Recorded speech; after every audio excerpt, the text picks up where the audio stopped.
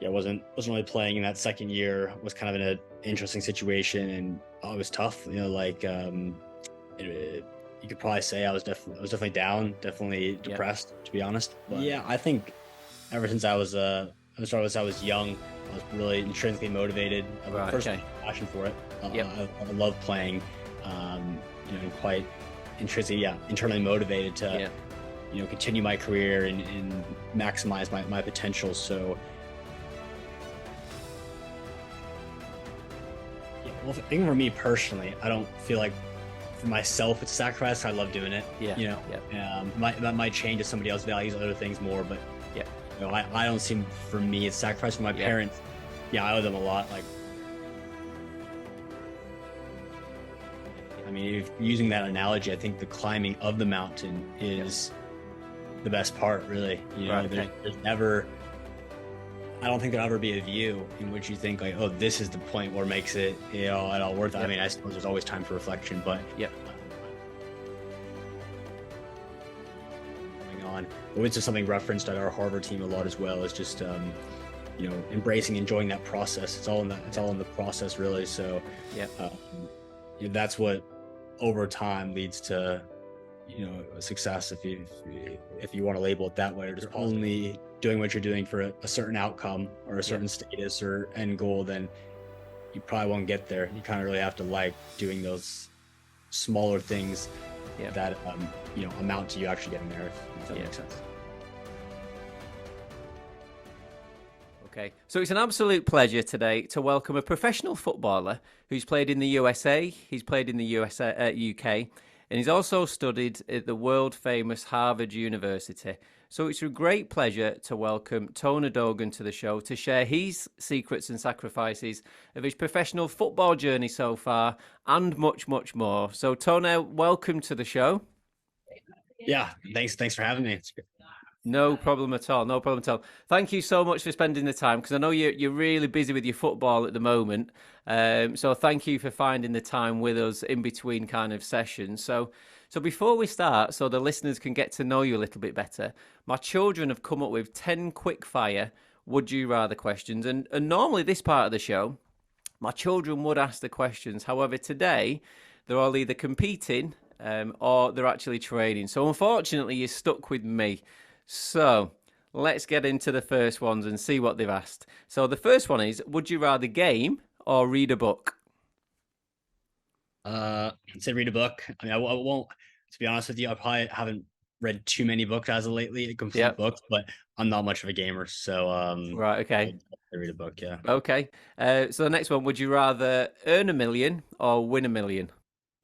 Earn a million, definitely. Earn a million. Would you rather have a takeaway or eat out? Eat out. Eat out. Would you rather be too hot or too cold? Too cold to always layer up on top, I guess. Yeah. Too cold. Yeah. Would you rather wear Nike or Adidas? Nike, and I'll Nike. pronounce it like an American. Yeah, Nike. Would you rather own a Ferrari or a Lamborghini? Honestly, I'm not much of a car person, so I don't mind. Ferrari. Yeah. Ferrari. Would you rather do cardio or lift weights? That's a good question. I like them both. Probably say lift weights. You might get lift weights. Yeah. Right, okay. Would you rather listen to hip hop or R&B? Hip hop. Hip hop. Would you rather win the Champions League or the World Cup? World Cup. World Cup. And would you rather have Haaland or Mbappe in your team? Oof. That's a really tough one. I'll say Holland, just because of the success he had last season.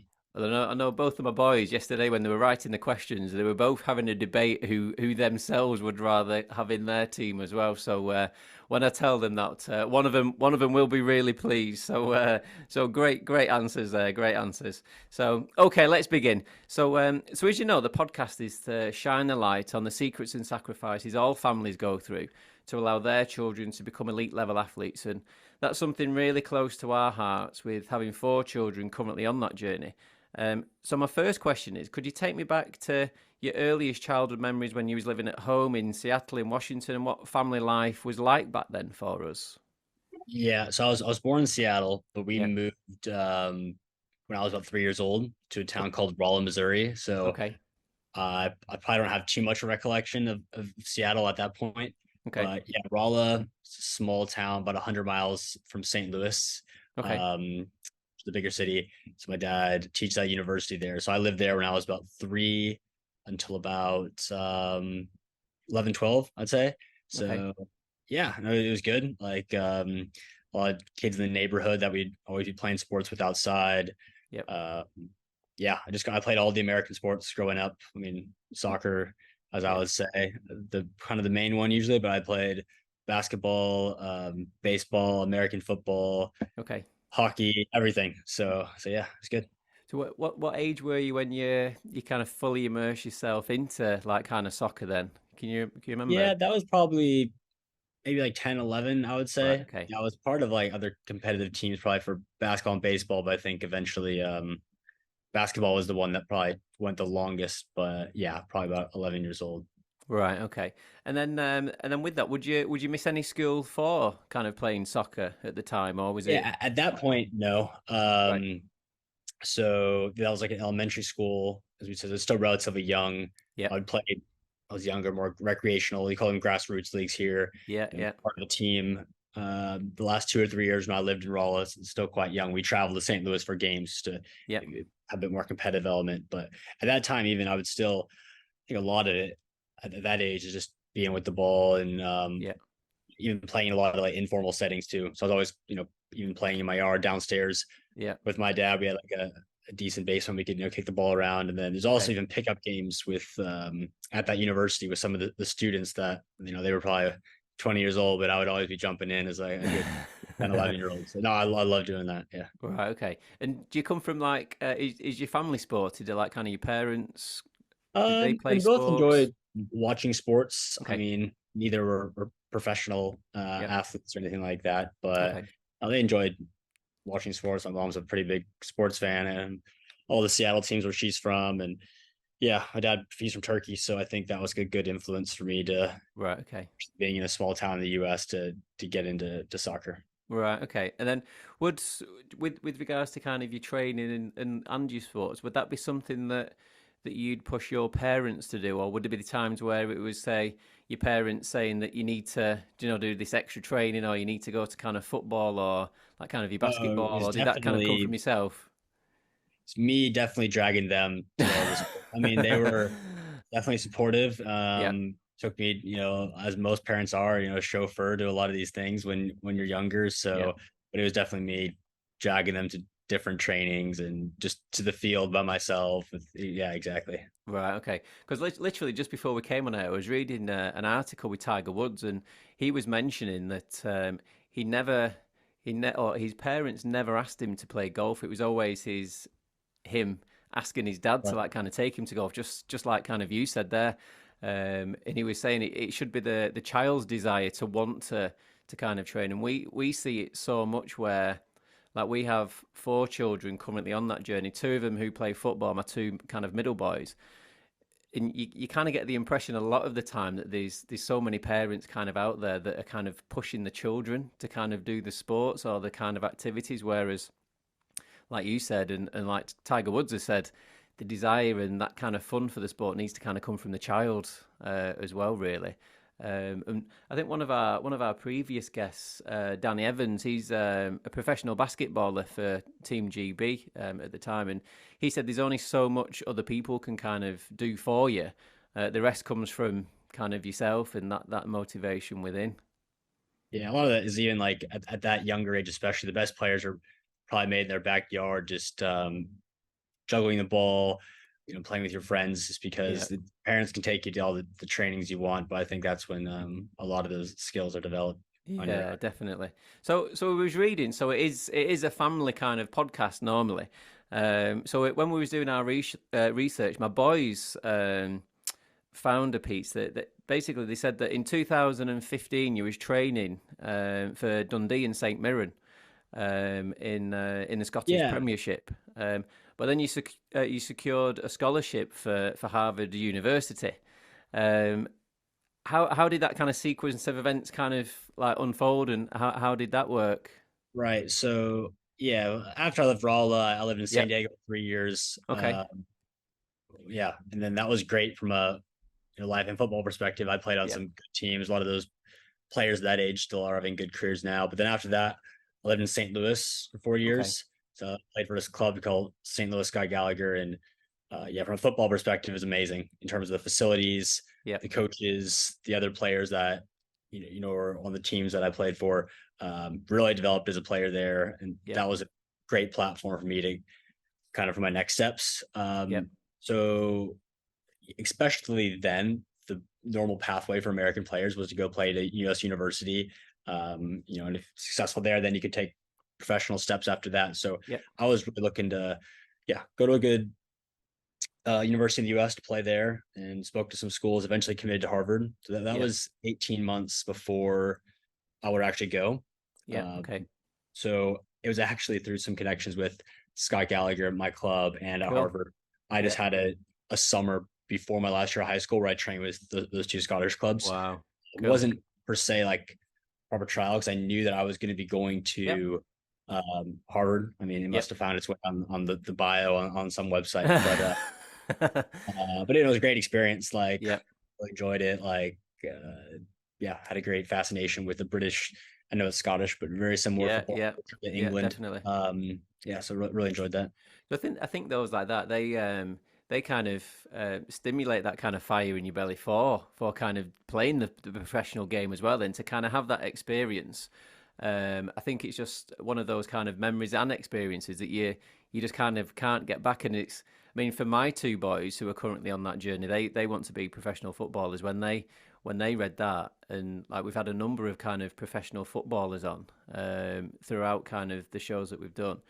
They just love the fact that we've had kind of professional footballers on, and they've kind of trained somewhere, and they always get like really excited about kind of hearing the stories of how like someone's professional journey's kind of unfolded. So it's always nice to kind of hear those stories for them.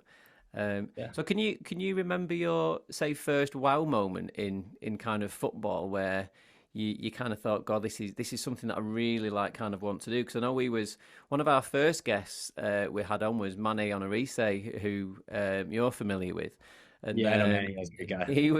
he was telling us his story when he was at West Ham. And he was playing under Sam Allardyce, and he was in the youth team, and he got asked to be included in like the full squad for a game against Arsenal.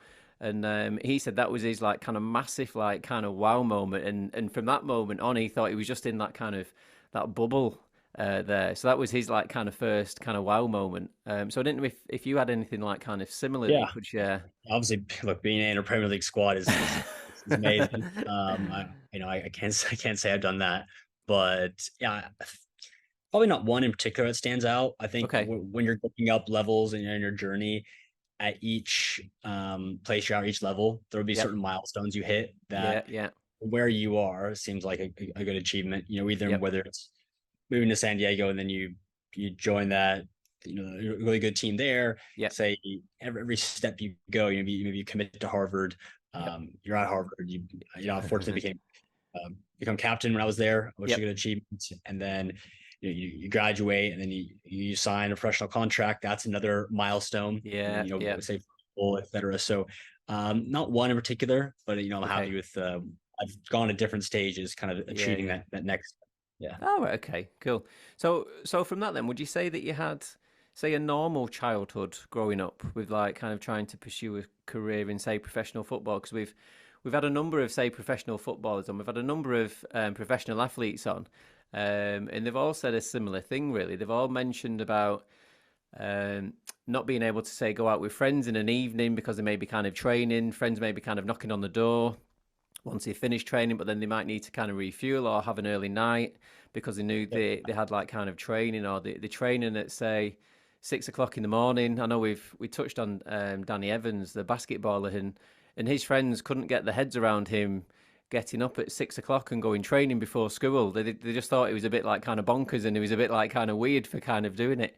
So would you say that you had, say, like a normal childhood growing up within like kind of your sport? Yeah, well, I don't think it was restrictive Okay. from well, in terms of I know here, like say in the English academy system, usually when players are 16, they sign, Yep. full-time scholarship forms of the club, so they Yep. won't be in the traditional schooling environment for those Yep. last 2 years of high school. So it's a bit Yep. different. So even though the team I mentioned, St. Louis Scott Gallagher, I think the level was quite good. It was great Yep. coaching. Still trained at 4 p.m. after going to school, Yeah. still every day full-time capacity, but it wasn't missing out on high school, I'd say, Right. which I Okay.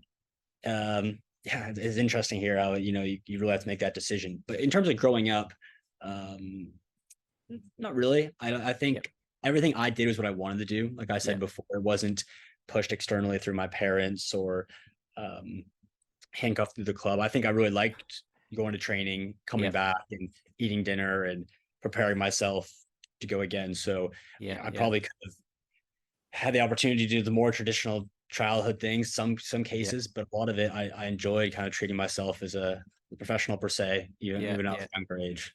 Well, I think as well, I think with that, and again, from the stories that we've kind of heard, it's always quite nice to kind of have that balance of obviously there is that kind of dedication and that kind of sacrifice there. However, you still need to be, say, like a child, and you still need to kind of go to the parties, you still need to have the sleepovers, still need to kind of do the after school clubs because we've heard so many stories from athletes that have said that they've had kind of friends who they'd never done a sleepover, they'd never been to like kind of parties, and then they got to kind of 16, where you thought they might say, do you know, kick on again, and they might sign the first professional contract, and they just did the complete opposite, and they just wanted to have that normal kind of childhood, and they finished their journey then. So it is, I think, like we've kind of come to understand because we've not been in that bubble, and we're kind of learning so much from all the podcasts that we're kind of doing and listening to all the stories from the professional athletes like yourself. It's all about kind of getting that balance and trying to make sure that kind of for us, our children are kind of happy doing the sports that they kind of love. So yeah, that's it's quite nice to hear that there was that quite nice balance there, really. So Definitely. as you kind of touched on, you mentioned Captain St. Louis Scott Gallagher Academy. And then we spoke about the summer in 2015 where you were training with the two Scottish Premier League clubs.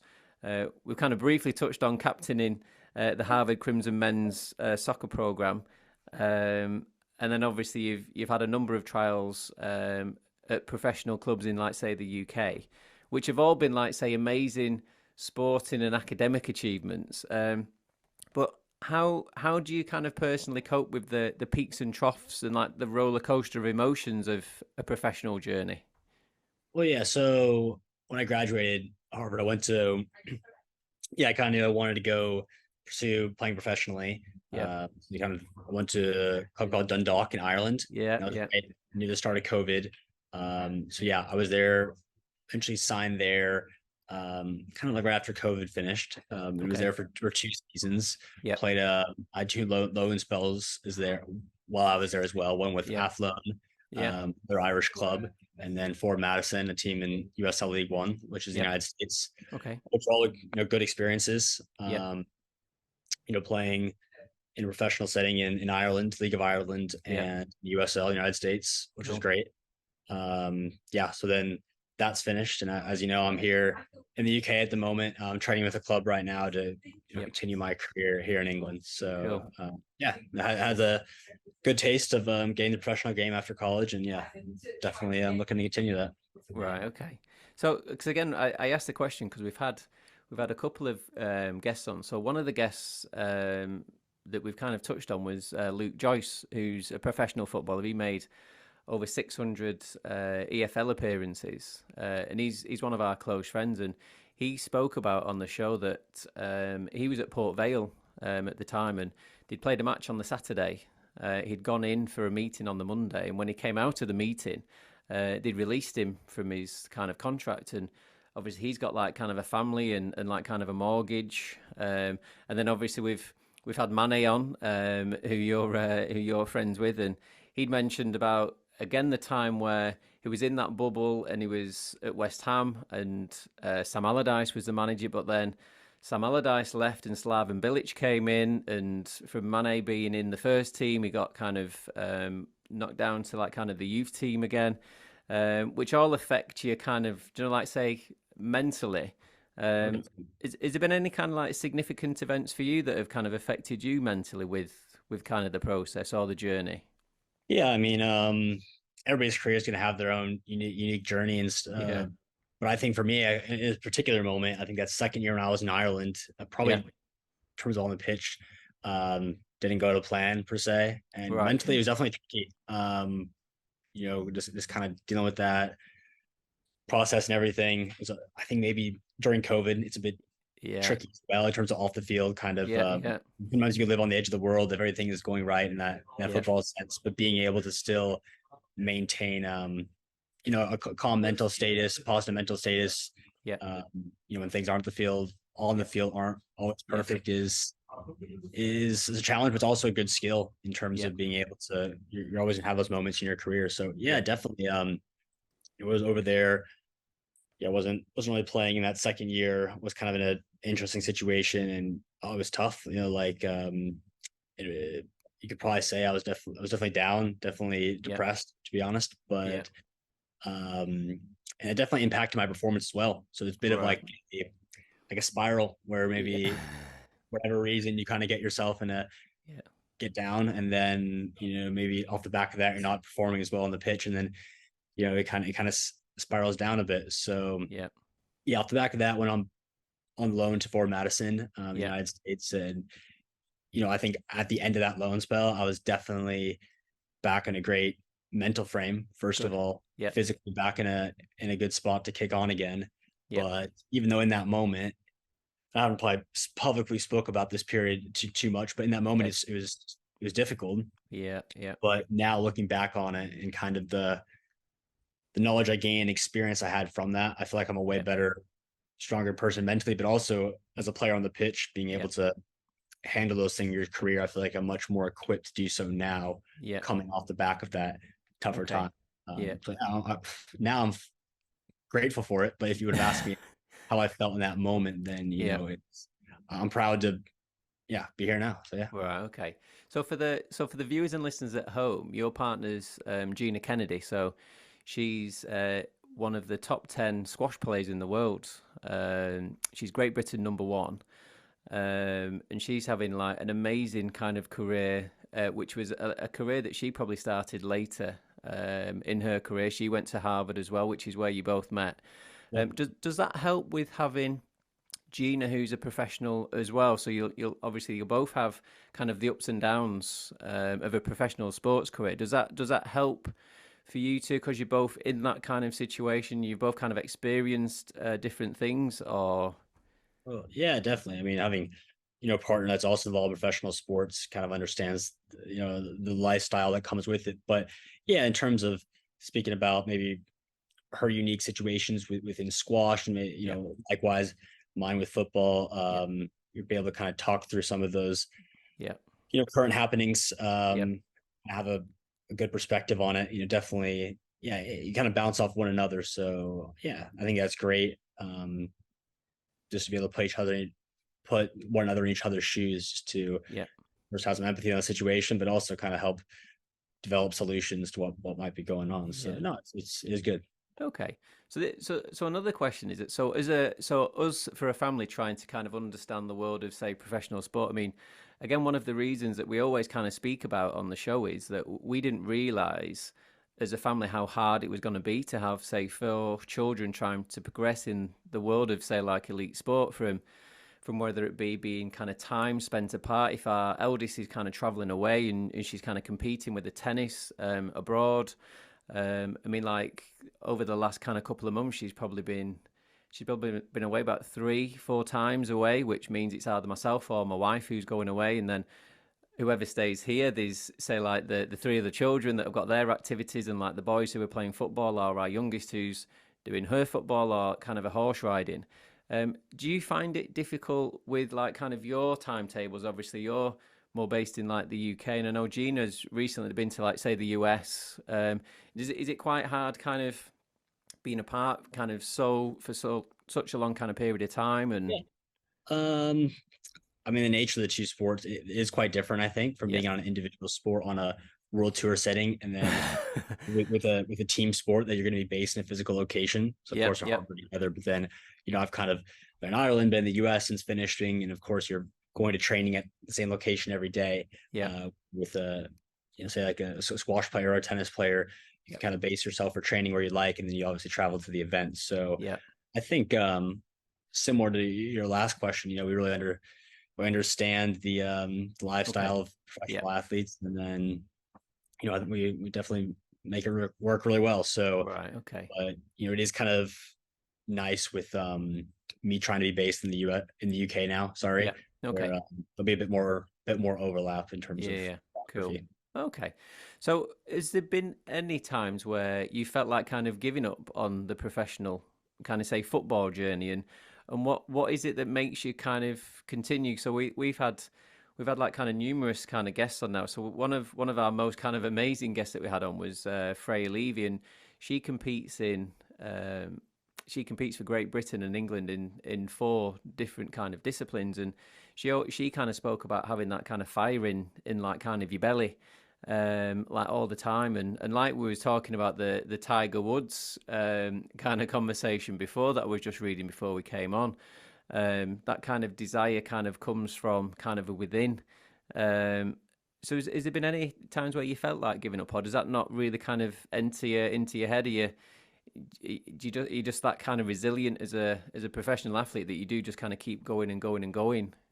Yeah, I think ever since I was young, I was really intrinsically motivated. Right. First, Okay. passion for it. Yep. I love playing.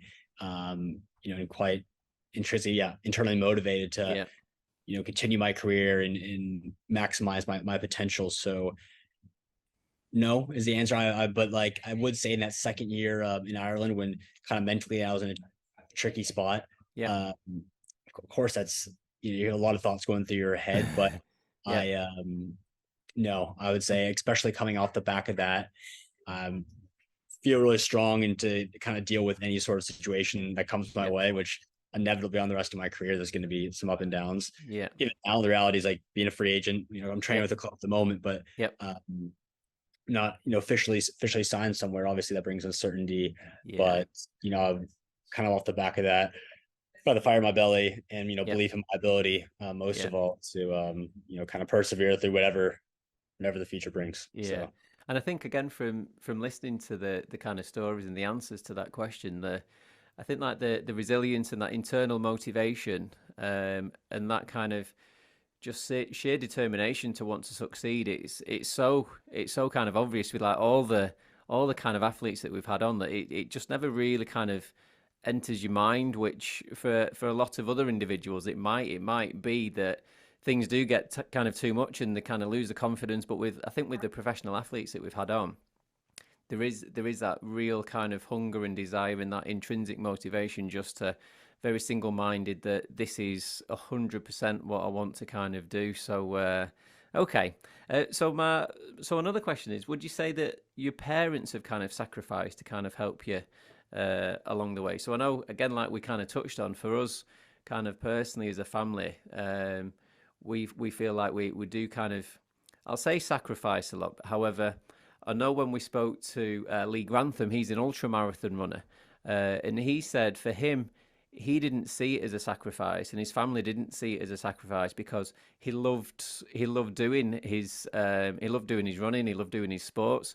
It meant he could spend more time with his kind of dad, who was doing like the coaching with him. So he didn't really see it as a sacrifice. And the same as Tom Smith, he plays cricket for Gloucestershire. He said like kind of a similar answer. However, we might kind of use the terminology that we might kind of sacrifice going out at the weekend or seeing friends or kind of family because we're always kind of going kind of competing with the children, or they're going to kind of training. So would you say your parents kind of yeah, yeah. I mean, sacrifice to support you on your journey? yeah. Well, I think for me personally, I don't feel like for myself it's a sacrifice. I love doing it. Yeah, You yeah, that might change if somebody else values other things more, but yeah, I don't see for me it's sacrifice. For my yeah, parents, yeah, I owe them a lot. Like very grateful for all their support because like I mentioned earlier, especially at those younger ages, Yeah. you're a chauffeur to a lot of events, and looking at a lot of it is a commitment. And I had a brother playing Yeah. sport, doing his activities at the time, so it's almost a double load Yeah. um, of driving and watching a lot of games on top of that. And even as you get older, um, especially when I'm at college, them supporting me, and then even kind of when you're always talking to my parents, the emotional support that comes with it as Yeah. well. Yeah. So, when you're kind of on the roller coaster of it all, around you are Yeah. uh, looped into that as well. They're feeling essentially whatever you're feeling. So I think, Yeah. yeah, no, I think sacrifice would be a appropriate word in this situation for my Right. parents. Yeah.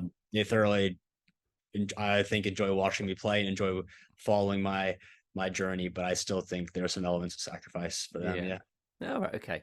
So, so when you look back on your journey so far, both kind of positively, kind of negatively, physically and mentally, would you say climbing the mountains been worth the view to this point for you? Oh yeah, definitely. Yeah. I mean, if using that analogy, I think the climbing of the mountain Yep. is the best part, really. Right. There's Okay. there's never I don't think there'll ever be a view in which you think like, oh, this is the point where it makes it, at all worth it. I Yep. mean, I suppose there's always time for reflection, but Yep. I like the process of climbing the mountain, like from the base element of I like playing, I like training and doing those Yep. details, and Cool. then of course along that you'll meet people and have a interesting story to tell as well, I suppose. So Yeah. no, yeah, I love climbing the mountain.